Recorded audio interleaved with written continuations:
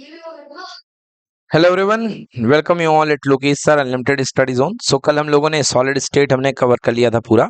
Okay, और solid state की अलग अलग प्रॉपर्टीज के बारे में आप लोग को बता दिया गया था ना बच्चों। सॉलिड रिजिड होते हैं, है ना, कुछ इलास्टिक होते हैं, कुछ प्लास्टिक होते हैं। आज बात कर रहे हैं सेकेंड स्टेट की, कौन सी है? Liquid state of matter. तो आज के टॉपिक में हम पढ़ेंगे लिक्विड स्टेट ऑफ मैटर क्या होती है, देन उसके बाद इसकी properties of liquid state of matter, then gaseous and their properties. तो सबसे पहले बात करते हैं लिक्विड स्टेट की। थोड़ा सा फर्क आ गया है स्ट्रक्चर ऑफ लिक्विड में। स्ट्रक्चर ऑफ सॉलिड आपने देखा था, अब आप स्ट्रक्चर ऑफ लिक्विड देख रहे हैं। मुझे बता सकते हैं ये फर्क क्या दिख रहा है आपको? बीच में गैप, यस बिल्कुल सही। मतलब इन पार्टिकल डिस्टेंस थोड़ी सी बढ़ गई है। इन पार्टिकल डिस्टेंस क्या हो गई? थोड़ी सी बढ़ गई है। मतलब इनके बीच में, पार्टिकल के बीच में अट्रैक्शन थोड़ा सा कम हो गया है। Space between inter particle is moderate. Moderate मतलब पहले क्या थी? बहुत कम थी, अब ठीक ठाक है, मतलब बीचों में है। गैस में आओगे तो बहुत बढ़ जाएगी, है ना। तो इन पार्टिकल डिस्टेंस मॉडरेट होती है। फोर्स ऑफ अट्रैक्शन क्या हो जाएगा बच्चों? लेस हो जाएगा कि स्ट्रांग हो जाएगा? लेस हो जाएगा। और काइनेटिक एनर्जी पार्टिकल की क्या हो जाएगी? लेस हो जाएगी। पहले तो बिल्कुल जीरो थी लगभग, सॉलिड में बिल्कुल काइनेटिक एनर्जी नहीं थी, मूव ही नहीं करते थे, है ना। बट अब यहाँ पे थोड़ी सी पार्टिकल की काइनेटिक एनर्जी हो जाएगी, बट ज्यादा नहीं रहेगी, लेस रहेगी। Yes, in liquid particle have a moderate distance between each other, so particle can move. चलिए, यस, ये लिक्विड आपके पास में। प्रॉपर्टीज ऑफ लिक्विड बताइए। लिक्विड का वॉल्यूम क्या होता है? डेफिनेट कि इनडेफिनेट? वॉल्यूम डेफिनेट होता है, मगर शेप क्या होता है? इनडेफिनेट। मतलब जैसा आप दे दोगे उसको वेसल, वो उसमें वैसा भर जाएगा। Second, liquid can not be compressed easily. बेटा इनको कंप्रेस, इजिली कंप्रेस नहीं किया जा सकता है। थोड़े बहुत कंप्रेस होते हैं, बहुत ज्यादा हाईली कंप्रेस नहीं होते हैं, और इनको कंप्रेस करना इतना इजी भी नहीं है। All liquid flow, the property is called fluidity. सारे लिक्विड फ्लो होते हैं, and this property is called fluidity, है ना, बहने की क्षमता, this is called fluidity.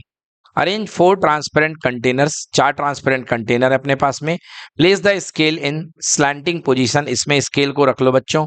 Take four different type of liquid, milk, honey, kerosene and water, और चारों में आप अलग अलग लिक्विड जो है इनमें पोर कर दो। All these liquid flow down. Yes, अब देखिए आप इनके लिक्विड के फ्लो करने का पैटर्न देखो। आप देखो, हनी बहुत आराम से चढ़ रहा है, ठीक है ना। केरोसिन बहुत जल्दी से भर गया, ठीक है ना, और हनी अभी भी बढ़ रहा है। आपने देखा अलग अलग तरीके से इनके भरने का पैटर्न है। Observe these liquid to flow down.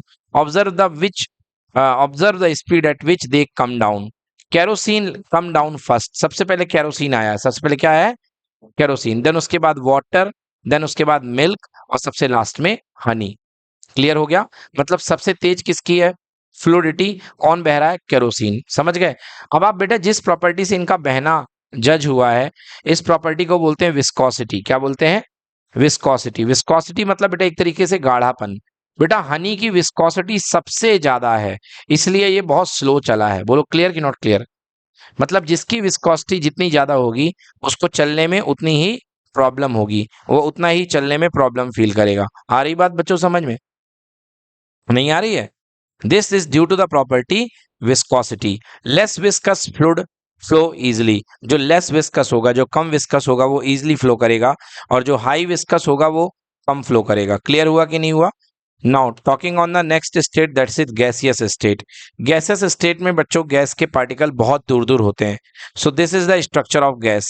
Yes, since gaseous particle have highest space between them, so they move freely. वो क्या करते हैं? फ्रीली मूव करते हैं। इनके बीच में इंटर पार्टिकल डिस्टेंस बहुत ज्यादा होती है। फोर्स ऑफ अट्रैक्शन बताओ, ज्यादा होगा कि कम होगा? बहुत कम होगा। फोर्स ऑफ अट्रैक्शन क्या होगा? बहुत कम। काइनेटिक एनर्जी क्या होगी? ज्यादा कि कम? ज्यादा। काइनेटिक एनर्जी क्या होगी? ज्यादा, क्योंकि फ्रीली मूव कर रहे हैं। मूव करेंगे तो इनकी काइनेटिक एनर्जी क्या होगी? ज्यादा होगी। बोलो क्लियर कि not clear? Yes, spaces between them the particle is very high. इनमें स्पेसेस ज्यादा होते हैं। Force of attraction between the particle is least, the kinetic energy of the particle is highest. Okay, properties of gases. Gases do not have definite shape and volume. इनका ना कोई shape होता है और ना कोई वॉल्यूम। इस कमरे में आप थोड़ा सा स्प्रे कर देंगे अपने परफ्यूम को, तो वो स्प्रे पूरे कमरे में भर जाएगा। बोलो आ गया समझ में? मतलब वो पूरे कमरे का वॉल्यूम ऑक्यूपाई कर लेगी। मतलब इस छोटी सी स्प्रे, फ्रेग्रेंस जो पहले छोटी सी बोतल के अंदर थे, जैसे ही उनको आप छोड़ दोगे तो पूरे कमरे में भर जाएंगे। मतलब पहले उसका वॉल्यूम होगा लाइक 2 ml। कितना होगा? 2 ml, और बाहर आने के बाद इसी कमरे का वॉल्यूम जो कि करीब 200 लीटर होगा, इस कमरे का वॉल्यूम इसमें भर जाएगा। समझ गए ना? 200 लीटर क्यों, 6000 लीटर होगा इस कमरे का वॉल्यूम, इसमें पूरा भर जाएगा। क्लियर? हाँ, यस। सो यस, ये देखिए फिर से एक बात करते हैं सीजलिंग फूड की, है ना, pizza. So smell of delicious pizza can be felt from distance. वैसे तो बताया था मैंने, डिफ्यूजन के कारण। किसके कारण? Diffusion. But gases, gas flow होती हैं, they have the property of fluidity. Gas क्या होती है, इनके इंटर एटॉमिक पार्टिकल जो होते हैं एक दूसरे से रैंडमली टकराते हैं, और टकराने के बाद वो पार्टिकल एक दूसरे से दूर चले जाते हैं। This is the reason behind fluidity of gases. इस वजह से गैस क्या होती है, एक जगह से दूसरी जगह जाती है। Simply particle are continuously moving. Gases move very fast and can be stopped to the solid walls of container. Gas बहुत जल्दी फास्ट प्रोपोगेट होती हैं, एक जगह से दूसरे जगह बहुत जल्दी मूव करती हैं, क्योंकि गैस के पार्टिकल की स्पीड सबसे तेज होती है, इसलिए बहुत जल्दी मूव करती हैं। इसलिए उनको रोकने के लिए एक क्या करते हैं, सॉलिड वॉल का कंटेनर हम इस्तेमाल करते हैं। अगर आप सॉलिड वॉल का कंटेनर इस्तेमाल करोगे तो गैस के पार्टिकल धक्का मारेंगे वॉल पे, मगर कुछ होगा नहीं, और फिर वो वापस इधर उधर टकराएंगे, बट कंटेनर के बाहर नहीं जाएंगे। समझ में आ गया? मतलब क्या कह सकते हो बच्चों, देखो यहाँ पे आप एक चीज देखो कि यहाँ पर जो गैसेस के पार्टिकल हैं बच्चों, वो इस वॉल पर एक प्रेशर एक्सर्ट कर रहे हैं, फोर्स लगा रहे हैं। बोलो, लगा रहे हैं कि नहीं लगा रहे हैं? बोलो भाई, लगा रहे हैं कि नहीं लगा रहे हैं? हाँ, फोर्स लगा रहे हैं, और फोर्स लगा रहे हैं और एरिया पे लगा रहे हैं, एक गिवन एरिया पे। And all you know, force upon per unit area. Force per unit area को क्या बोलते हैं? प्रेशर। क्या बोलते हैं बच्चों? प्रेशर। तो जो भी गैस होती है बेटा, भरी होती है किसी सिलेंडर के अंदर, किसी सिस्टम के अंदर, वो अपने वेसल पे एक प्रेशर एक्सर्ट करती है। अगर वो प्रेशर बहुत ज्यादा हो जाएगा तो वो सिलेंडर फट जाएगा। समझ गए ना? अभी आपको हम पढ़ाएंगे कि टेम्परेचर बढ़ाने से प्रेशर बढ़ जाता है। Gases can be easily compressed and squeezed together. Gas को इजिली कंप्रेस किया जा सकता है या स्क्वीज, दबाया जा सकता है। समझ में आ गया? गैस को आप कंप्रेस कर सकते हो। जैसे कई जगह पर आपने देखा होगा कि गैस को कंप्रेस किया जा सकता है। लाइक आपने देखा होगा, अगर आप एयर पंप, जो हवा भरते हैं आप, गाड़ी में, साइकिल में हवा भरते हैं, उसके पंप को ले लो, और आप क्या करो, इधर से आप नोजल को बंद कर दो, अपने उंगली लगा दो उसके वॉल पे, जो सटक आती है, उसकी ट्यूब आती है, उसकी नोजल पे क्या लगा दिया आपने? फिंगर लगा दी। अब इसके बाद आप यहाँ से देखिए, जो आप पंप मारेंगे, तो पंप मारेंगे तो आप उसको जबरदस्ती करके और नीचे ला सकते हैं। ला सकते हैं कि नहीं ला सकते हैं? इसका कारण क्या है? क्योंकि हवा जो होगी वो प्रेशराइज हो जाएगी। क्या हो जाएगी? कंप्रेस हो जाएगी। हवा क्या हो जाएगी? कंप्रेस हो जाएगी। सो गैसेस के अंदर कंप्रेसिबिलिटी होती है कि नहीं होती, बताइए? यस, गैसेस के अंदर कंप्रेसिबिलिटी होती है। Yes, so gases can be highly compressed and squeezed together. चलिए नेक्स्ट बात करते हैं, distinguish between solid, liquid and gases. अब हम बात करते हैं सॉलिड, लिक्विड और गैस में क्या फर्क है। Solid, liquid and gases can all diffuse into the liquid. मतलब कि चाहे वो सॉलिड हो, चाहे वो लिक्विड हो, चाहे वो गैस हो, तीनों को लिक्विड के अंदर डिफ्यूज किया जा सकता है। मतलब सॉलिड को भी लिक्विड के अंदर आप डिफ्यूज कर सकते हो ऑब्वियसली। अगर आप बात करें सॉलिड के लिक्विड के अंदर डिफ्यूजन की, तो इसको समझ सकते हो आप कि आप एक पानी का जार ले लो, और पानी के जार में आपने क्या करे, शक्कर के छोटे से क्यूब डाल दिए, तो शक्कर के छोटे से क्यूब क्या होंगे, पानी के जार में घुलने लगेंगे। यस और नो? मतलब it is some type of diffusion of solid into the liquid. Then liquid को आप डिफ्यूज कर सकते हो लिक्विड में, और गैस को भी आप कैसे कर सकते हो, जैसे लाइक मैंने बताया था लास्ट क्लास में कि एटमॉस्फेरिक जो ऑक्सीजन होती है वो सी वाटर के अंदर डिफ्यूज हो जाती है। क्या हो जाती है? सी वाटर के अंदर डिफ्यूज हो जाती है, जिसके बाद वो सोल्यूबल हो जाती है, और जो एक्वेटिक एनिमल्स हैं वो सांस वगैरह ले पाते हैं। Like rate of diffusion of liquid are higher than that of solid. बेटा अगर हम बात करते हैं रेट ऑफ डिफ्यूजन की, तो डिफ्यूजन जो होता है सबसे कम सॉलिड में होता है, आप जानते हैं, उससे ज्यादा लिक्विड में होता है, और उससे ज्यादा किस में होता है? गैसेस में। सबसे जल्दी कौन होता है, इंटरमिक्स करता है? गैसेस। उसके बाद कौन? लिक्विड। और सबसे धीरे इंटरमिक्स कौन करते हैं? Solid. This is because in liquid state particle move freely and have greater space between each other as compared to particle in the solid state। तो यही कारण है कि अगर आप लाइक आपके पास पानी है, और अगर आप पानी में शक्कर का सीरा मिला करके शरबत बना रहे हैं तो आपका शरबत जल्दी तैयार हो जाएगा। बट यदि आप पानी में चीनी डाल रहे हैं तो आपके शरबत को तैयार होने में थोड़ा सा टाइम लगेगा। क्लियर हुआ कि नहीं हो गया? क्यों? क्योंकि अगर आपने उसमें शरबत में शक्कर का शीरा डाला है, तो एक्चुअली शक्कर का शीरा खुद लिक्विड स्टेट में था। मतलब रिलेटिवली शुगर के पार्टिकल के कंपैरिजन में शक्कर के शीरे की काइनेटिक एनर्जी क्या थी? ज्यादा थी। क्या थी? ज्यादा थी, जिसके कारण उनको इंटरमिक्सिंग होने में क्या मिल गई? मदद मिल गई। समझ में आया?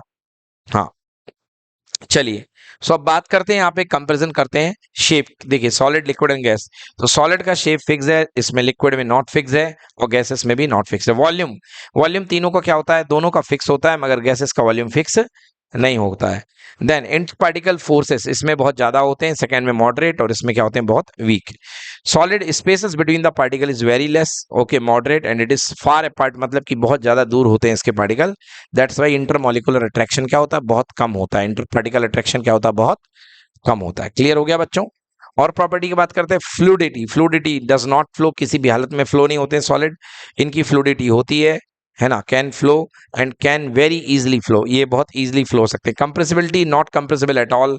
नॉट कंप्रेसिबल, बहुत ही कम लिक्विड हैं जो कि कंप्रेसिबल हो पाते हैं, ना के बराबर का। और कंप्रेसिबल भी होते हैं तो 1% 2% ज्यादा नहीं होते, तो इसलिए इनको नॉट कंप्रेसिबल ही मानो। एंड गैसेस क्या होती हैं? कंप्रेसिबल। गैसेस क्या होती हैं? कंप्रेसिबल। समझ में आया कि नहीं आया? जो आप लोग एयर बलून आता है मिक्की माउस वाला, उसमें आप लोग कूदते हैं ना, एयर बलून आता है ना मिक्की माउस लगे हुए मेला वगैरह में, यस और नो? तो उसमें कूदने में मजा आता है, क्यों आता है? Because of compressibility of air. Compressibility of air, जब आप कूदते हैं तो फोर्स पड़ता है, फोर्स से एयर क्या हो जाती है? कंप्रेस हो जाती है। क्या हो जाती है? कंप्रेस। क्लियर कि not clear? Ability to fill the container, solid के अंदर किसी कंटेनर को फिल करने की एबिलिटी नहीं होती है, ठीक है ना? लिक्विड के अंदर does not fill the container, नहीं नहीं, ये तो मैं नहीं मानूंगा भाई, लिक्विड तो फिल कर देता कंटेनर को, है ना? एंड एक्चुअली सॉरी, इसका मतलब समझिए, फिल का मतलब पूरा फुल कर दे। हाँ, यहाँ पे फिल का मतलब है पूरा फुल। देखिए यहाँ पे फिल का मतलब है पूरा फुल। जैसे ही आपके पास कंटेनर है तो आप इसमें सॉलिड डालेंगे तो थोड़ी सी प्लेस ले लेगा, मतलब पूरा फिल नहीं करेगा। मगर आप लिक्विड ले लेंगे तो आप इसमें थोड़ा सा डालेंगे तो जितना होगा उसके हिसाब से फुल कर देगा। मगर गैसेस बेटा पूरे कंटेनर में फैल जाती हैं, ये और नो? लाइक आपने कोई यहाँ पे स्प्रे कर दिया, है ना, तो बेटा वो पूरे कमरे में फैल जाएगा। बट आपने यहाँ पे 2 बाल्टी पानी डाल दिया तो पूरे कमरे में नहीं फैलेगा, वो केवल जमीन में थोड़ा सा फैल जाएगा। So this is called ability to fill the container. Next is density, very high, moderate to high. किसकी बात करते हैं? लिक्विड की। तो लिक्विड अलग अलग डेंसिटी के भी होते हैं, कोई ज्यादा डेंसिटी, किसी की कम डेंसिटी। जो गाढ़े होंगे उनकी डेंसिटी ज्यादा होगी, और जो पतले लिक्विड होंगे उनकी डेंसिटी क्या होगी? कम होगी। और गैसेस की डेंसिटी क्या होती है? Very low. गैसेस की डेंसिटी वेरी लो, क्योंकि उनके पार्टिकल के इंटर एटॉमिक डिस्टेंसेस बहुत ज्यादा होती हैं, तो ये लो डेंसिटी में पाए जाते हैं। Next, change of state and kinetic theory of matter. Change of state की बात करते हैं सबसे पहले। What is change of state? ये देखिए यहाँ पे आइस है, आइस मेल्ट हो रहा वाटर में, एंड वाटर बदल रहा किसमें? स्टीम में। सो ये चेंज ऑफ स्टेट है, इसी को कन्वर्जन ऑफ स्टेट भी बोलते हैं।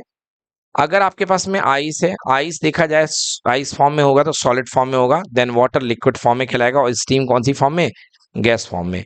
What happen inside the matter during this change? अब सवाल ये है कि क्या होता है कि जब ये मैटर जो है सॉलिड से लिक्विड में बदल रहा है तो क्या हो रहा होगा? थोड़ा ध्यान लगाओ आप, तो आपको समझ में आ जाएगा बच्चों। क्या है? सॉलिड में इंटर पार्टिकल डिस्टेंस क्या होती है? बहुत कम होती है। बोलो, होती कि नहीं होती है? और लिक्विड में बच्चों इंटर पार्टिकल डिस्टेंसेस क्या होती है? मॉडरेट होती है। क्या होती है? मॉडरेट। तो सवाल ये उठता है कि सॉलिड के इंटर पार्टिकल डिस्टेंसेस को जो बहुत कम थे, आप उनको बढ़ाओगे कैसे? तो जवाब है, जब आप इसको हीट दोगे। क्या दोगे? जब आप इसको हीट दोगे तो वो हीट क्या करेगी? वो हीट उनकी इंटर पार्टिकल डिस्टेंसेस को क्या करेगी? बढ़ाएगी। क्या करेगी? बढ़ाएगी। एक समय ऐसा आ जाएगा कि इंटर पार्टिकल डिस्टेंस जो है इतनी बढ़ जाएगी कि जो आपका सॉलिड था वो किस में कन्वर्ट हो जाएगा? लिक्विड में। किस में कन्वर्ट हो जाएगा? लिक्विड में। बोलो, क्लियर हुआ कि नहीं हुआ? हाँ। What happens to the type the particle of matter? Particle of matter के साथ क्या होता है? How does this change takes place? और ये चेंज किस तरीके से होता है? चलिए, change of state, the phase or state of a matter can change when temperature changes. किसी भी मैटर की स्टेट तब बदलती है, बैठ जाओ।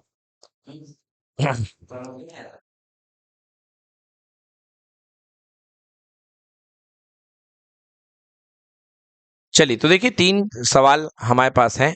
What happened inside the matter during this change, मतलब मैटर के साथ होता क्या है? दूसरा, what happens to the particle of matter, matter के पार्टिकल के साथ क्या होता है? तीसरा, how does this change take place, ये चेंज होता किस प्रकार से? तो चेंज ऑफ स्टेट की बात करते हैं। The phase or state of matter can be change when temperature changes. जब आप सबस्टांस का टेम्परेचर बढ़ाते हो, जब टेम्परेचर बदलता है मतलब लो टेम्परेचर पे था और हाई टेम्परेचर पे आएगा तब क्या होगा, फेस चेंज होगी। जैसे मान लो आइस, तो आइस है, आइस बहुत ठंडा था, आपने उसको हीट दी है, तो हीट दोगे तब वो चेंज होगा, उसका टेम्परेचर बदलेगा। बोलो बदलेगा कि नहीं बदलेगा? बट बेटा बाहर बाहर से देखना ये सरल है, मगर अभी अंदर इसको समझना पड़ेगा, इतना आसान नहीं है। Each addition of energy create a change in state. जैसे ही आप इसमें एनर्जी ऐड करते हो आप किसी सब्सटेंस में, तो उसकी स्टेट क्या होने लगती है, चेंज होने लगती है। ये देखिए यहाँ पे सॉलिड है, सॉलिड में आपने कुछ एनर्जी दी है तो ये लिक्विड बदल गया है, और फिर कुछ एनर्जी दी है आपने तो ये गैसेस बदल गया। मतलब देखिए पहले सॉलिड था, आपने इसको थोड़ी सी एनर्जी दी है तो ये लिक्विड में बदल गया, फिर लिक्विड को थोड़ी सी एनर्जी दी तो किसमें बदल गया, गैस में। As temperature rises matter move to a more active state. जैसे जैसे टेम्परेचर बढ़ता है वैसे मैटर आपका मोर एक्टिव स्टेट में जाता जा रहा है, मतलब हाई एनर्जी स्टेट में। जैसे कि आपको पता है कि सॉलिड के पार्टिकल की एनर्जी बहुत कम होती है, लिक्विड के पार्टिकल की एनर्जी मॉडरेट होती है, और गैसेस के पार्टिकल की एनर्जी सबसे ज्यादा होती है कि नहीं होती है? हाँ, the change of state of matter is governed bye kinetic theory of matter. मतलब जो सब्जेक्ट है जो आपको मैटर के चेंज को, स्टेट के चेंज को, मैटर में स्टेट के चेंज को एक्सप्लेन करता है, that is kinetic theory of matter. First kinetic theory of matter. अब इसमें क्या क्या चीजें बदलती हैं वो देखिए। Number one, the space between the particle. ये तो मैंने आपको बता ही दिया कि सॉलिड में स्पेस सबसे कम होती है, लिक्विड में उससे ज्यादा होती है, और गैसेस में सबसे ज्यादा। तो पहली बात तो होगी space between the matter. Second, the force of attraction between the particle. Force of attraction बदलेगा, जैसे सॉलिड में फोर्स ऑफ अट्रैक्शन ज्यादा था, फिर वो लिक्विड में बदल गया तो उसका फोर्स ऑफ अट्रैक्शन क्या हो गया, कम हो गया। Then kinetic energy of the particle भी बदलेगी। क्यों? क्योंकि अगर आप टेम्परेचर दोगे, हीट दोगे, तो पार्टिकल की एनर्जी क्या हो जाएगी, बढ़ जाएगी। क्या हो जाएगी, बढ़ जाएगी। इस तरीके से पार्टिकल की एनर्जी भी बदलती है। चलिए अब आइए वन बाय वन देखते हैं। सबसे पहले हम सॉलिड का स्टेट कन्वर्जन देखते हैं बच्चों। ये सॉलिड के पार्टिकल हैं, particle are very much close to each other, है ना। एज द टेम्परेचर राइजेस, देखिए ये क्या हो जाएगा, सॉलिड किस में कन्वर्ट हो जाएगा, लिक्विड में। अब नई स्टेट में देखिए, देखिए पहले स्टेट में पार्टिकल बहुत पास पास में थे, और जैसे ही ये लिक्विड में कन्वर्ट हुआ पार्टिकल क्या हो गया, काफी दूर दूर। तो बच्चों हम बात कर रहे थे किसकी, हम सॉलिड स्टेट की बात कर रहे थे। जैसा आपने देखा यहाँ पे तो ये देखा आपने सॉलिड स्टेट में सबसे पहले पार्टिकल्स जो थे very much close to each other, ये एक दूसरे के पास बहुत थे। बट जैसे ही बच्चों टेम्परेचर राइज होता है इन पार्टिकल की एनर्जी बढ़ जाती है, इन पार्टिकल की एनर्जी क्या हो जाती है, बढ़ जाती है, और सॉलिड लिक्विड में कन्वर्ट होता है। इस तरीके से देखिए it turns to a liquid and the particle move away from each other. मतलब इनकी डिस्टेंस जो पहले बहुत कम थी एक दूसरे की, पार्टिकल जो very close to each other थे, now they are getting apart from each other and the distance increases and this is converted into the liquid, this is converted into the liquid. तो mainly होता क्या बेटा, अंदर की बात क्या है, that particle inter particle distance will be increases, okay, and particle become far away from each other. So this is the conversion of liquid into the gas, sorry liquid solid into the liquid. अब बेटा इसके आगे अगर आप heat दे रहे हो then what happened, अगर इसके आगे आप हीट दे रहे हो तो ये जो पार्टिकल अभी थोड़ी दूर पे आ चुके हैं ये और ज्यादा दूर पे हो जाएंगे। अगर आप इसको और ज्यादा हीट दे रहे हो, as temperature increases more it turns into the steam and particle, if temperature increases more it turns to the steam and the particle move more apart, particle और ज्यादा दूर हो जाएंगे, inter atomic inter molecular attraction और कम हो जाएगा, inter particle of force of attraction क्या हो जाएगा, और कम, और पार्टिकल क्या हो जाएंगे, दूर दूर हो जाएंगे, and it will converted into the gas. बोलो क्लियर हुआ कि नहीं हुआ, क्लियर बच्चों? यस। नाउ बात करते हैं टेम्परेचर स्केल की। टेम्परेचर स्केल के बाद हम बात करेंगे conversion of one scale to another scale, conversion of temperature and numerical इस पे बेस पे बात करेंगे। What is temperature? So temperature बच्चों बताता है डिग्री मेजर ऑफ हॉटनेस और कोल्डनेस ऑफ अ बॉडी। मतलब ये बताता है कि कोई बॉडी कितनी हॉट है और कोई बॉडी कितनी कोल्ड है, कोई भी सब्सटेंस कितना ज्यादा गर्म है, कितना ज्यादा ठंडा है। इस चीज की मेजरमेंट कौन देता है बेटा, टेम्परेचर। या temperature is the measurement of coldness or hotness of a body. Temperature can be measured in three scale: number 1 Celsius, number 2 Kelvin, number 3 Fahrenheit. Celsius, kelvin और फ़ारेनहाइट को अलग अलग लोगों ने यहाँ पे खोजा है, जिनका नाम एक सेल्सियस थे, एक का नाम विलियम थॉमसन केल्विन और दूसरे का नाम गैब्रियल डैनियल फ़ारेनहाइट। बड़े सुंदर सुंदर नाम इनके। इन तीनों लोगों ने बात करी इनके बारे में, टेम्परेचर के बारे में, समझ गए। यस, तीनों ही अच्छे अच्छे साइंटिस्ट हैं, बड़े खूबसूरत से scientist. Even Lord William Thomson Kelvin तो किसी देश के राजा लग रहे हैं, ठीक है ना, बिल्कुल बीचों बीच में। चलिए, तो ये देखिए, अब बात करते हैं बच्चों, सबसे पहले हम केल्विन स्केल की बात करते हैं। केल्विन स्केल को बेटा एब्सोल्यूट स्केल कहा जा सकता है। एब्सोल्यूट क्यों? क्योंकि केल्विन स्केल का जो सबसे पहला पॉइंट है, सबसे कम टेम्परेचर, दैट इज 0 केल्विन। क्या है बेटा? 0 केल्विन। मतलब ये स्केल 0 से शुरुआत होता है और जो इसका 0 केल्विन है वो लोएस्ट पॉसिबल टेम्परेचर है आज तक का। समझ गया ना? अभी तक का लोएस्ट पॉसिबल टेम्परेचर है, दैट इज -273 डिग्री सेल्सियस। तो कॉपी में लिख लीजिए 0 Kelvin equal to -273 degree centigrade या सेल्सियस। सो इसलिए इसको क्या माना जाता है? Absolute scale. क्या माना जाता है? एब्सोल्यूट। बाकी स्केल बेटा नेगेटिव में जा सकते हैं, बाकी स्केल, दूसरे स्केल नेगेटिव साइड में जा सकते हैं, मगर केल्विन स्केल का जो सबसे छोटा वैल्यू है वो कितना है? 0 केल्विन। क्या है वो? 0 केल्विन। तो मैंने क्या बताया? 0 Kelvin equal to -273 degree Celsius. Degree Celsius. Actually इसके बाद में 0.15 भी आता है, बट छोड़ दो उसको, आपको जरूरत नहीं है। चलिए, absolute zero, that is called 0 kelvin. Absolute zero जो होता है वो 0 केल्विन होता है। Such a volume and below not practically possible to obtain. मतलब 0 केल्विन बेटा वो टेम्परेचर है जिसमें गैस का वॉल्यूम भी 0 हो जाता है। मतलब गैस सिकुड़ करके एकदम पचक जाती है, सिकुड़ करके एकदम क्या हो जाती है? पचक जाती है, और गैस का वॉल्यूम 0 कर लेता है। Hence all the temperature are positive. मतलब 0 केल्विन सबसे कम टेम्परेचर है और इसके ऊपर के सारे टेम्परेचर क्या होंगे? पॉजिटिव। बोलो क्लियर कि नॉट क्लियर? हाँ, hence all the temperature are positive. Yes. अब बात करते हैं केल्विन टू सेल्सियस की। बच्चों लिख लीजिए, केल्विन को सेल्सियस में बदलने का तरीका, Kelvin equal to 273 plus Celsius. Okay, yes. तो केल्विन में बदलने का तरीका, अगर आपके पास में जो सेल्सियस दिया हो, आप क्या करो, उसमें 273 ऐड कर दो, तो आपका किस में बदल जाएगा बच्चों? केल्विन में। ठीक है। Then numerical, convert a temperature of 25 degree Celsius into Kelvin scale. So simple बच्चों, सेल्सियस दिया है, आपको केल्विन बदलना है, तो आपको पता है क्या करना है? 273 को ऐड कर देना है, 273 को ऐड कर देना है। तो करेक्ट आंसर कितना आएगा? 298। Thus the temperature of 25 degree Celsius in Celsius scale equal to 298 in the Kelvin scale. Convert the temperature of 300 Kelvin into Celsius scale. 300 Kelvin को सेल्सियस में 273 क्या कर दो? देखो बेटा, यहाँ पे केल्विन में दिया गया है और सेल्सियस में बदलना है। इस बार सेल्सियस टू केल्विन नहीं बदलना, मतलब 273 ऐड नहीं होगा, इस बार 273 माइनस होगा। क्या होगा? माइनस, ठीक है ना? सॉरी, हाँ बिल्कुल सही। तो 273 माइनस कर दो बच्चों, कितना आ गया? 27 डिग्री सेल्सियस, ठीक है ना? Thus temperature of 300 Kelvin to the Kelvin scale is equal to 27 degree Celsius in the Celsius scale. Clear बच्चों? यस। नेक्स्ट, अब बात करते हैं इंटर कन्वर्जन ऑफ स्टेट। एक स्टेट दूसरे स्टेट में कैसे बदलेगी, देन उसके बाद मेल्टिंग को फोकस करेंगे, देन वेपोराइजेशन को। What is inter conversion of state? Yes, here it is given a chart between the different phases that they are inter converting. So if solid is converted into the liquid, this process is called melting. When liquid is converted into the gas, it is called boiling or it is called evaporation. समझ में आया? But boiling is different thing and evaporation is the different thing. And when solid is converted into the gas, that is called sublimation. Now अब reverse process देखते हैं बच्चों इनका। ये देखिए, this is freezing liquid. If liquid, अगर solid liquid में जा रहा था तो मेल्टिंग था, अगर लिक्विड सॉलिड में जाएगा दैट इज कॉल्ड फ्रीजिंग। अगर गैस लिक्विड में जाएगी so that is called condensation. Gas liquid में जाएगी तो क्या कहलाएगा? Condensation. And if a gas converted into the solid, this is called solidification. क्या बोलेंगे इसको? सॉलिडिफिकेशन। बच्चों नोट कर लो, सो ये एग्जांपल्स को नोट कर लो पहले आप, ये चार्ट बना लो, this is very important chart, ये आपको काम में आता है, एग्जाम में बहुत क्वेश्चन आते हैं इस पर based. So what is solidification, what is evaporation, what is melting, okay, what is boiling, what is evaporation.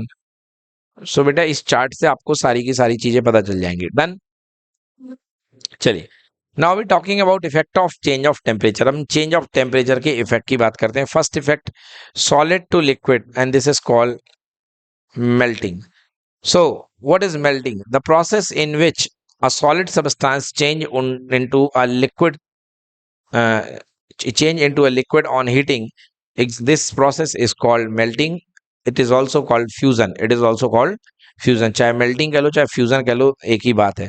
The temperature at which a solid melt and change into a liquid at atmospheric pressure is called melting point of a substance. बेटा जिस point पर, जिस temperature पर कोई solid पिघलना शुरू हो जाता है तो उसको क्या बोलते हैं आप? Melting point. लाइक बेटा आपने अगर एक आइस ले ली है and ice very hard ice है बेटा, -6 डिग्री सेंटीग्रेड की, आपके पास में -6 डिग्री सेंटीग्रेड की एक बड़ी हार्ड आइस है। ये देखिए एक बहुत हार्ड आइस आपके पास में है, यहाँ ले ली मैंने, एक बहुत हार्ड आइस आपके पास में है and the temperature is -6 degree centigrade. बेटा आपने इसको गर्म करना शुरू किया, क्या किया? गर्म करना। बेटा जब तक आप इसको गर्म करोगे, जब तक जीरो नहीं पहुंचेगा तब तक ये मेल्ट नहीं होगी, जब तक जीरो नहीं पहुंचेगा तब तक ये मेल्ट नहीं होगी, वो आइस का आइस ही रहेगा, आइस का आइस ही रहेगा। बट जैसे ही 0 डिग्री सेल्सियस पे आओगे आप, अब इसके बाद ये पानी बनना शुरू हो जाएगा। क्या हो जाएगा? पानी बनना शुरू हो जाएगा। So this point is called melting, melting point. समझ में आ गया? इस पॉइंट को क्या बोलते हैं? Melting point. Then the temperature at which a solid substance melt and change into a liquid at atmospheric pressure is called melting point of a substance. The melting point of a solid is measure of the force of attraction between the particle, atom और molecule. बच्चों देखो melting point से actually पता क्या चलता है? Melting point से हमें ये पता चलता है कि इनके पार्टिकलों के बीच में रिश्ता कैसा था, वो सच में बहुत मजबूत रिश्ता था या कुछ खास नहीं था। समझ गए ना? तो देखिए जैसे कि आप दो चीज को मेल्ट करते हैं, जैसे अभी हम लोगों ने एक्सपेरिमेंट प्रोजेक्ट बनाया था तो हम सोल्डर को मेल्ट कर रहे थे melt. Solder was a solid, solder क्या था? सॉलिड था, उसको हम मेल्ट कर रहे थे, बहुत इजीली मेल्ट हो जाता था। क्या हो जाता था? बहुत इजीली मेल्ट हो जाता था। याद है ना प्रोजेक्ट बनाया था जब हम लोगों ने, उसको हम आयरन रॉड से मेल्ट करते थे, बहुत इजीली मेल्ट हो जाता था। क्यों? इसलिए बच्चों क्योंकि उसका मेल्टिंग पॉइंट बहुत कम है। उसका मेल्टिंग पॉइंट क्या है? बहुत कम, और वो इजीली मेल्ट हो जाएगा। क्लियर हुआ कि नहीं हुआ? यस। सो मेल्टिंग पॉइंट क्या बताता है? The melting point of a solid is measure of force of attraction between its particle. मतलब पार्टिकल के बीच में अट्रैक्शन का कितना लेवल है, इस बात में आपको कौन बताएगा? इस बारे में आपको मेल्टिंग पॉइंट। क्लियर कि नॉट क्लियर? ये आइस से देखिए कन्वर्ट हो गया वाटर में, तो आइस कन्वर्ट हुआ है वाटर में। मैंने क्या बताया? कितने बताइए, कितने डिग्री पर आइस बदलना शुरू होगा? 0 डिग्री पे। So the melting point equal to 0 degree Celsius. Clear? Iron की बात करते हैं, आयरन का melting point that is equals to 1535 degree Celsius. ठीक है ना? यस। नेक्स्ट कहते हैं liquid to gas. So liquid to gas के दो प्रोसेस होते हैं। यस। आयरन का मेल्टिंग पॉइंट बच्चों 1536, 1535, 1535 डिग्री सेल्सियस। ओके। और इसके यदि केल्विन में बदलना चाहते हो आप तो 273 ऐड कर दो इसमें ना, तो केल्विन में आ जाएगा। नेक्स्ट बात करते हैं बच्चों अब लिक्विड से गैस में बदलना। बेटा लिक्विड से गैस में बदलने की प्रोसेस दो तरीके से होती है ना? एक्चुअली लिक्विड से गैस में बदलने की प्रोसेस को बोलते हैं वेपराइजेशन। क्या बोलते हैं? वेपराइजेशन। अब वेपराइजेशन बेटा दो दो तरीके से होता है। एक बॉइलिंग कर दो, मतलब किसी चीज को खोल दो, खौला दो, और दूसरा क्या कर दो? इवेपोरेट। इवेपोरेट मतलब भाप बन के उड़ना, भाप बन के उड़ना। अभी बॉइलिंग देखिए, बॉइलिंग फोर्सफुली होगी, बट इवेपोरेशन एक नेचुरल प्रोसेस है। जैसे आपका पसीना निकलता है, आपका पसीना सूखता है। समझ में आया कि नहीं आया? पसीना निकलना और पसीना का सूखना। जब आपका पसीना नेचुरली सूखता, अपने आप ही सूखता है, सो दिस इज कॉल्ड इवेपोरेशन। क्या बोलते हैं इसको? इवेपोरेशन। यस। ये देखिए वाटर है, वाटर को आपने गर्म कर दिया तो स्टीम निकल रही। The process in which liquid substance change into gas rapidly on heating is called boiling. मतलब ऐसा प्रोसेस जिसमें कि एक लिक्विड सबस्टेंस को गैसियस सबस्टेंस में बदल दिया जाए, इस प्रोसेस को हम क्या बोलते हैं? इस प्रोसेस को हम बॉइलिंग बोलते हैं। The temperature at which a liquid boils and change rapidly into a gas at atmospheric pressure is called boiling point of the liquid. एक ऐसा टेम्परेचर जिस पर लिक्विड बॉयल होता है और किस पे बदल जाता है? गैस पे बदलना शुरू हो जाता है, इसको हम क्या बोलते हैं? Boiling point. क्या बोलते हैं बच्चों? Boiling point. बोलो क्लियर हुआ कि नहीं हुआ? मतलब इसको ऐसे समझो, हाँ, boiling point of water equal to 100 degree Celsius. Boiling point of water equal to 100 degree Celsius. Okay.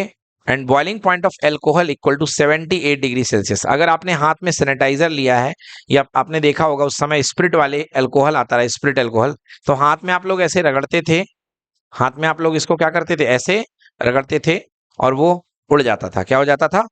उड़ जाता था। क्लियर है ना? सो स्प्रिट का जो बॉइलिंग पॉइंट होता है वो और कम होता है, और क्या होता है?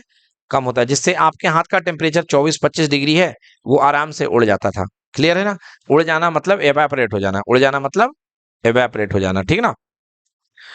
सो बॉइलिंग पॉइंट ऑफ वाटर, तो पानी कब बेटा अपनी स्टेट को चेंज करेगा? 100 डिग्री में। और एल्कोहल अपनी स्टेट को कब चेंज करेगा?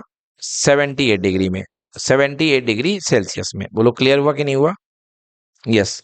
अब बात करते हैं नेक्स्ट मॉडल में, कंडेंसेशन एंड फ्रीजिंग। तो दोनों प्रोसेस बड़ी अच्छी है। कंडेंसेशन, तो गैस का लिक्विड में कन्वर्ट होना क्या कहलाता है? कंडेंसेशन। बहुत ही सिंपल प्रोसेस है बच्चों, आपने अपने घर में देखा होगा।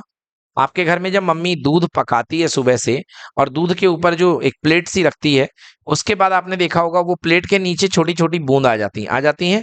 So that is condensation, that is condensation. या आप कभी स्कूल में ट्रांसपेरेंट बॉटल लेकर के गए हो, तो आपने बॉटल, अगर बहुत देर से आपने पानी नहीं पिया है, तो आप देखे होंगे उस बॉटल के ऊपर ऊपर छोटी छोटी पानी की बूंदें किनारे किनारे, बॉटल की नोज में, है ना, जो बॉटल की नेक में, सॉरी नेक में छोटी छोटी बूंदें अपने आप आ जाती हैं, है ना? So that is because of condensation. क्या हो जाता है वहां पे? कंडेंसेशन। क्योंकि पानी की भाप ऊपर जाती है, समझ गए? पानी की भाप कहाँ जाती है? ऊपर, बट ऊपर से ढक्कन लगा हुआ है, तो ढक्कन लगने के कारण पानी की भाप बाहर नहीं निकल पाती है। वो क्या करती है, वहीं पर अपनी एनर्जी छोड़ के कंडेंसेट हो जाती है। कंडेंस क्या हो जाती है? सेट हो जाती है। समझ में आ गया? So the process of changing of gas into a liquid, vapour को लिक्विड में बदलने की प्रोसेस को क्या बोलते हैं? कंडेंसेशन कहते हैं। ये देखिए हमारा जो वाटर साइकिल है, उसमें कंडेंसेशन का बहुत बड़ा योगदान है। क्योंकि बच्चों पानी जो होता है वेपर बन के, सबसे पहले वेपराइजेशन होता है, और वेपराइजेशन होने के बाद क्लाउड बन जाते हैं, और वही क्लाउड कंडेंस होकर के, यानी कि वही क्लाउड ठंडे होकर के क्या बरसाते हैं?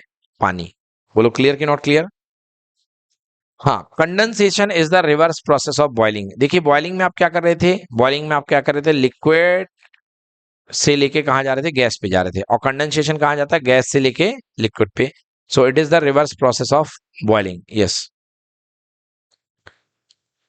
है ना? देखिए बॉइलिंग में आप लिक्विड से लेके गैस में जा रहे थे, और कंडेंसेशन आपको किससे? गैस से लेके लिक्विड में आएगा। क्लियर कि नॉट क्लियर? यस। ये देखिए वाटर साइकिल, जैसे मैंने अभी बताया, in this process of water vapour form due to the evaporation rises high up the temperature low. जब वो गैसेस वाटर वेपर ऊपर जाती है, तो ऊपर का टेम्परेचर क्या हो जाता है? लो हो जाता है ना? सो एंड वेपर जो होती कंडेंस हो जाती है, condense to liquid and form cloud. तो इस तरीके से ये वेपर जो होती कंडेंस हो जाती है लिक्विड के फॉर्म में, और क्लाउड बन जाते हैं। ठीक है, डन, समझ में आया? नेक्स्ट बच्चों बात करते हैं फ्रीजिंग की। Liquid to solid, liquid to solid, ठीक है ना? लिक्विड से सॉलिड में बदलना।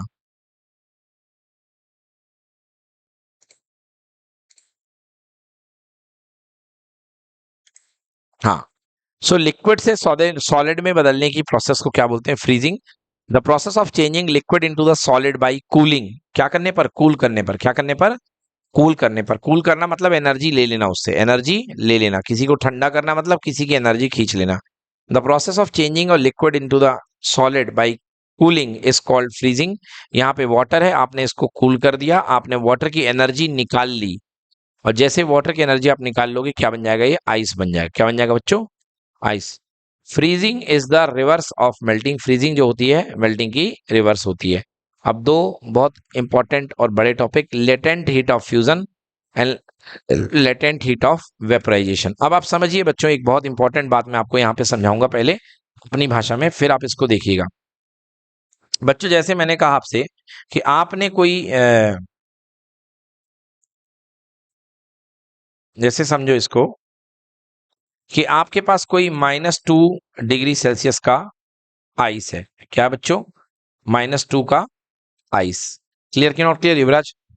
-2 की आइस है, आपने इसको गर्म किया, आपने इसको क्या किया बेटा? गर्म, हीट दिया। तो बच्चों -2 से लेकर के 0 डिग्री सेल्सियस तक ये आइस ही रहेगा। क्या रहेगा?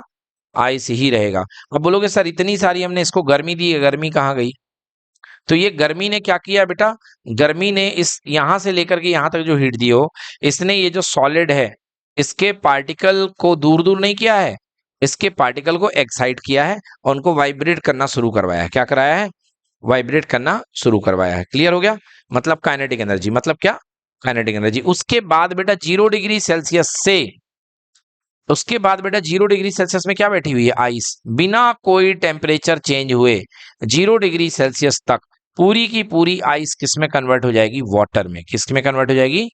वाटर में। मतलब यहां जो हीट ली गई है उसका काम स्टेट कन्वर्जन था, उसने क्या कर दिया? स्टेट को बदल दिया, उसने स्टेट को बदल दिया। समझ में आ गया? So this process is called melting. मतलब बच्चों जो मेल्टिंग होती है वो एक कांस्टेंट टेम्परेचर पे होती है, that is 0 degree Celsius.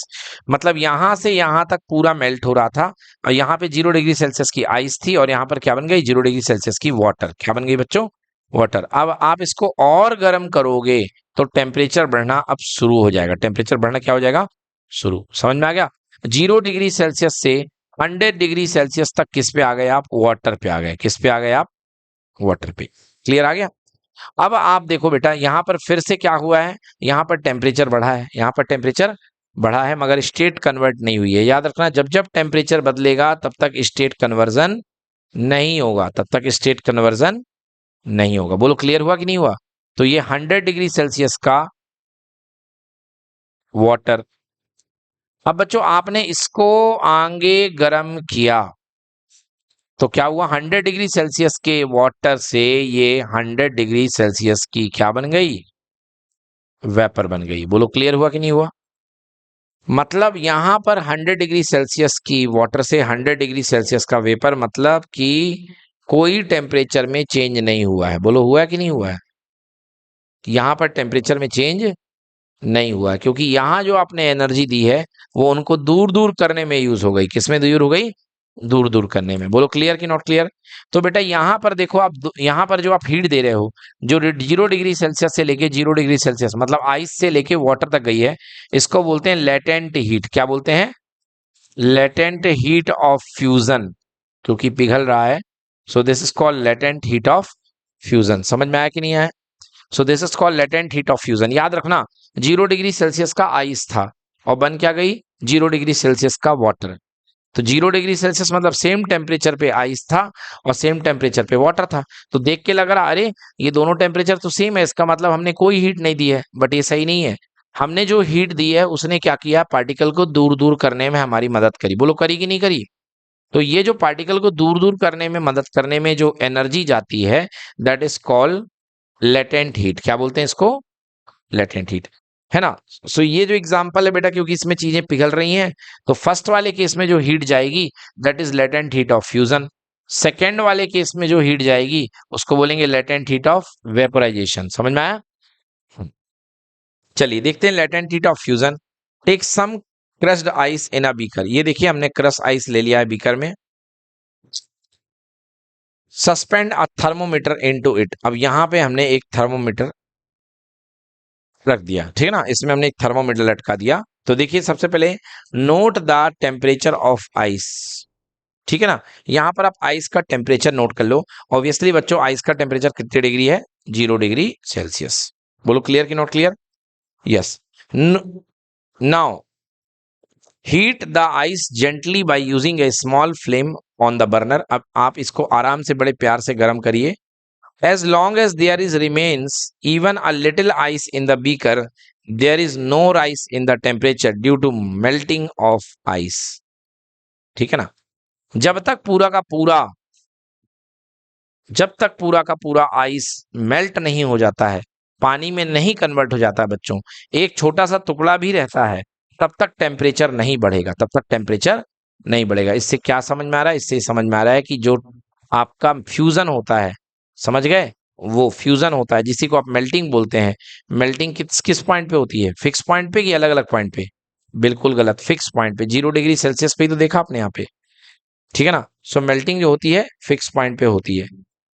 The heat energy which is going on into ice but not increasing the temperature is the energy required to change the state of ice from solid, that is ice from solid to liquid. This is known as the latent heat of fusion of ice. ये कहलाएगा fusion of ice, यानी कि latent heat of fusion of ice. समझ गए ना? पिघलने के लिए जो आपकी लेटेंट हीट होगी वो कहलाएगा। इसको नोट करिए बच्चों। हाँ, तो बच्चों देखिए लिखा हुआ है, as long as there is remains even little of the ice in the beaker there is no rise in the temperature. Temperature बिल्कुल नहीं बढ़ेगा। मतलब बच्चों याद रखो एक चीज को, यही पूछता है ये वाला सवाल एग्जाम में, कि जब तक आपका स्टेट चेंज हो रही है तब तक टेम्परेचर नहीं बदलेगा। इस लाइन को रट लेना कि जब तक स्टेट बदलेगी, जब तक आपकी क्या होगी, स्टेट बदलेगी, तब तक आपका टेम्परेचर चेंज नहीं होगा। क्लियर हुई मेरी बात? हेलो, बताइए बच्चों, समझ में आया कि नहीं आया? तो जब जब स्टेट चेंज होगी तब तक आपका टेम्परेचर नहीं बदलेगा। ठीक है ना? There is no rise in the temperature during the melting of ice. So latent heat की definition, the heat which is going in to the ice, latent heat की नहीं, लेटेंट हीट ऑफ फ्यूजन की definition, the heat which is going in to the ice but not increasing the temperature. ऐसी heat जो ice के अंदर तो जाएगी, सुन लो भाई, तुमको गर्म तो किया जाएगा मगर तुम्हारा टेम्परेचर बढ़ेगा नहीं बढ़ेगा। समझ गए ना? right? The heat which is going into the ice but not increasing its temperature, now is the energy required to change the state of ice from solid to the liquid. This is known as the latent heat of fusion of ice. ये जो heat कहलाती है इसको हम latent heat of fusion बोलते हैं। This latent heat of fusion, fusion कोई दूसरा नाम क्या है, melting of a ice, is quantity of heat in joules required to convert 1 kilogram of solid at its melting point to liquid without any change in temperature। मतलब अगर आपके पास 1 kilogram ice दी गई है और 1 किलोग्राम आइस को completely liquid में बदलने के लिए जो एनर्जी चाहिए पड़ती है जूल में, उसको बोलते हैं हम लेटेंट हीट ऑफ फ्यूजन। क्या बोलते हैं? Latent heat of fusion. Clear हो गया बच्चों? लेटेंट हीट ऑफ फ्यूजन क्या होता है आइस के लिए, नोट कर लो। 1 किलोग्राम आइस को पूरा मेल्ट करने के लिए आपको इतनी एनर्जी लगती है, 3.34 इंटू 10⁵ जूल। ओके, सो ये फिक्स वैल्यू आपको याद रखनी पड़ेगी, लेटेंट हीट ऑफ फ्यूजन। समझ गए? इसको इस तरीके से लिखा जाता है बच्चों, लेटेंट हीट का नाम होता है Q।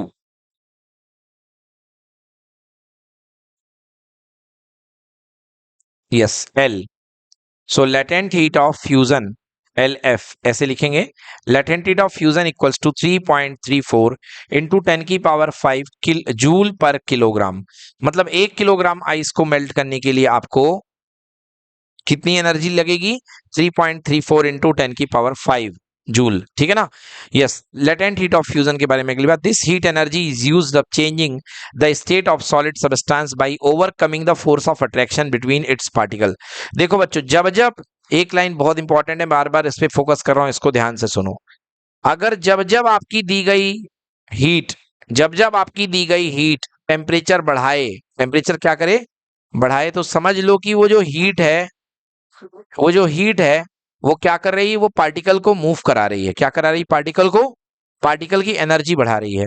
बट जैसे ही आपकी दी गई हीट टेम्परेचर ना बढ़ाए, इसका मतलब पार्टिकल की एनर्जी नहीं बढ़ा रही है, अब वो हीट क्या कर रही है? इंटर पार्टिकल डिस्टेंसेस को इंक्रीज कर रही है। अब वो जो हीट है वो क्या कर रही है? इंटर पार्टिकल डिस्टेंसेस को इंक्रीज कर रही है। बोलो क्लियर कि नॉट क्लियर? तो मुझे बताओ, लेटेंट हीट क्या करती है? एनर्जी को बढ़ाती है या पार्टिकल डिस्टेंस को इंक्रीज करती है? वेरी गुड, आप समझ चुके हैं कि जो लेटेंट हीट होती है वो पार्टिकल डिस्टेंसेस को क्या करती है? इंक्रीज करती है। सो अब बताइए मुझे कि ज्यादा खतरनाक, ज्यादा मतलब ज्यादा एनर्जी किसके पास होगी? 0 डिग्री सेंटीग्रेड की आइस के पास या 0 डिग्री सेंटीग्रेड की वाटर के पास?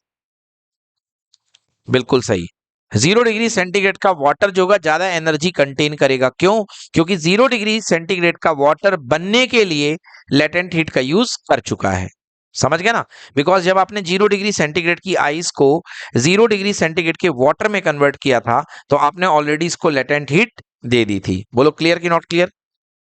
For melting of each kilogram of ice it take latent heat of 3.34 into 10⁵ joule from the substance and hence cools the substance more effectively। Yes. A piece of ice held in your hand feels very cold. It take latent heat required for melting from our hand. Our hand loses heat and ice making us feel cold. बच्चों आपके हाथ में रखा हुआ बर्फ आपको ठंडा लगता है, क्यों लगता है? क्योंकि जैसे ही आप हाथ में रखते हो तो आइस जो होता है आपके हाथ से एनर्जी लेता है, आपके हाथ से एनर्जी लेता है, समझ गए? और वो एनर्जी लेता है तो आपके हाथों में एनर्जी कम हो जाती है, और जब भी आपकी बॉडी में एनर्जी कम होती है तो आपको क्या लगता है? कोल्ड लगता है। चलिए तो आज के लिए इतना ही, इसको कंप्लीट करते हैं, आज यहीं तक करेंगे, बाकी कल करते हैं। Thank you so much.